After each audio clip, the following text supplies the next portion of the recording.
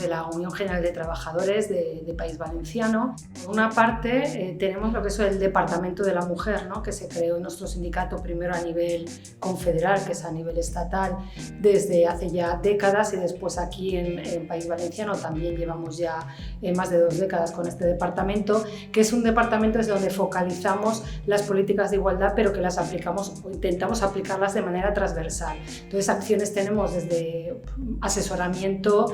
a personas, a mujeres trabajadoras, pero no solo trabajadoras, sino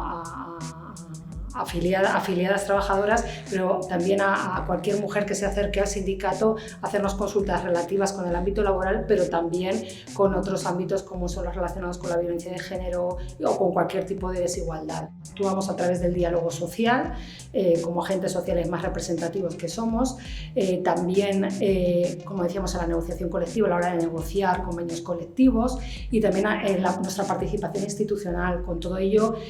también hacemos formación interna a nuestros representantes sindicales en sensibilización de igualdad de género y en planes de igualdad para que a la hora de negociar tengan esa formación, ¿no?, y puedan aplicar todas sus negociaciones con perspectiva de género. Mis mantras son la igualdad, pero de oportunidades para todos los colectivos que están en situación de mayor vulnerabilidad,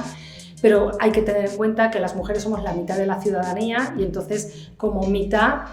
además también formamos parte, tenemos dobles, triples discriminaciones por formar parte además de esos colectivos, ¿no? Entonces, y luego para mí el sindicalismo de clase, que es luchar por esa igualdad de derechos entre mujeres y hombres, pues van unidos totalmente, ¿no? Feminismo y lucha sindical para mí tienen que ir unidos y unidos.